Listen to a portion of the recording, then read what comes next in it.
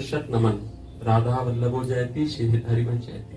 महाराज जी, आपने कल के सत्संग में बताया था कि विषयी साधक तक भी महान साधक बन जाएगा यदि वह प्रभु चरणों का आश्रय ले। क्या गुरुदेव ऐसा साधक योग भ्रष्ट साधक की श्रेणी में आ जाएगा? जैसे कि नहीं, योग भ्रष्ट साधक उसे कहते हैं कि उसने जीवन भर भगवत भजन करने का प्रयास किया, लेकिन भगवत प्राप्ति नहीं हो पाई, वो शरीर छूट गया किसी विषय कारण से, किसी विषय चिंतन से। जैसे श्री भरत जी महाराज मृग के आसक्ति में फंस गए, शरीर छूटा तो अगला मृग का, लेकिन वही मृग बने और उसी गंडकी नदी में खड़े होकर वही मंत्र जपते रहे। अगला सिद्ध स्वरूप में प्रकाशित हो गए हो। ब्राह्मण कुल में जन्म हुआ, उत्तम कुल में, और जन्म सिद्ध ही महापुरुष है। तो यदि कभी भक्त ऐसा होता है कि भजन प्रारंभ किया और भी भजन पूर्ण नहीं हुआ, पूर्ण मतलब पूरा भगवदाकार वृत्ति नहीं आई, कहीं न कहीं विषय आकर्षण और उसका शरीर छूट जाता है, तो वो भ्रष्ट पुरुष नहीं माना जाएगा, वो नष्ट नहीं होगा, उसको फिर उत्तम चांस मिलेंगे। जैसे मानो आप किसी आसक्ति बस आपका शरीर छूटे, आप भगवान के शरण हैं, आप प्रभु के अनुरागी भक्त हैं, चाहते हैं कि मैं प्रभु का प्रेमी बनूं, तो आपको किसी भी विषय में विशेष आसक्ति है जो आप छोड़ नहीं पा रहे हैं, तो आपका शरीर छूट जाता है, तो आपको ऐसी जगह जन्म मिलेगा जहां उस विषय की बहुतायत होगी और आपके हृदय में उस विषय से सहज में घृणा हो जाएगी, इतना वो विषय होगा, और जो पूर्व का आपका भजन का राग था वो प्रकाशित हो जाएगा और आप आगे बढ़ जाएंगे।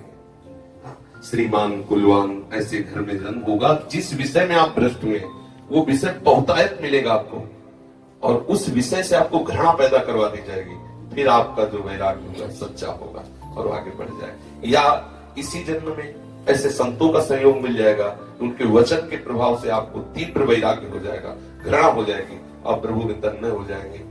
बस अब यह है कि आपका किस कोटि का भाव प्रभु के लिए है, वो वैसे सहयोग मिलता है। जैसे आपका ऐसे मध्यम भाव है तो फिर अगले जन्म का इंतजार करो, अगर तीव्र नाथ मैं आपके बिना नहीं रह सकता, तो एक एक सब संयोग बैठा देंगे जिससे इसी जन्म में भगवान मिल जाएंगे, क्योंकि इसी जन्म में मिलने के लिए ही हमको मनुष्य शरीर दिया है। भगवान मनुष्य शरीर इसलिए नहीं देते कि तुम अगले जन्म में मिलना, इसी जन्म में तुम मुझे मिलो इसलिए तुम्हें मनुष्य शरीर दिया, पर तुम्हारी गलतियों के कारण, तुम्हारी वासना के कारण, तुम्हारी प्रबल इच्छा नहीं हो पाई, तो फिर वो कृपा करके तुम्हें चांस देंगे। नाम भक्ता प्रणश्यति, तुम्हारा सर्वनाश नहीं हो सकता। अगर आपने थोड़ा भी भजन कर लिया तो वो भजन अब आपको उठाएगा, गिरने नहीं देगा, चाहे जितनी बड़ी गलती हो जाए, जहां भी जन्मोगे वो आप तुम्हें उठाएगा, कभी गिरने नहीं देगा। ये भजन का प्रभाव होता है, चाहे जितना भ्रष्ट हो जाए। देखो तो चित्रकेतु नाम के राजा जो थे, पीछे हमने कथा सुनाई, वो जब संकर्षण भगवान की आराधना की तो सिद्ध हो गए, संकर्षण भगवान का साक्षात्कार हुआ और उनको एक विमान मिला और वो विमान पे बैठ के चलने लगे। तो जब एक बार कैलाश के समीप से निकले तो देखा भगवान शिव की गोद में जगदम्बा बैठी हुई, महायोगी भगवान से त्रिपुर सुंदरी भगवती अम्बा गोद में बैठी हुई, बड़े बड़े ब्रह्म ऋषि ऐसे। उसको ये पसंद नहीं आई बात, उसने कहा तुम जगत गुरु कहला, और विमान पे ही चढ़े चढ़े। धूर्तता देखो, इसीलिए कहते हैं कि साधना करके भगवत प्राप्ति हो जाए तो कोई बड़ी बात नहीं, इसमें कोई बड़ी बात नहीं। सत्संग संत समागम क्या करता है, जीव के हृदय में साधुता ला देता है। देखो भगवत प्राप्त है, संकर्षण भगवान का साक्षात्कार की कितना उद्दंड, कितनी बड़ी उद्दंडता।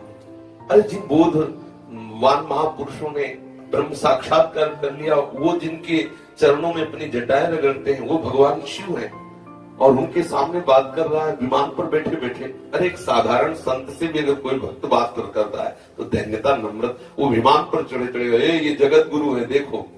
साधारण आदमी भी अपनी स्त्री से व्यवहार करता है, एकांत में सभा में लिए बैठे, ऐसे कठोर शब्दों से बोला। तो भगवती को गुस्सा आ गया कि धूर्त, तू नहीं जानता ब्रह्मादि जिनकी वंदना करते हैं उन महादेव को तू कैसी दृष्टि से देख रहा है, जा मैं श्राप देती हूं तो राक्षस भाव को प्राप्त हो जा। और वही उसके वृत्तासुर के रूप में प्रकट हुए।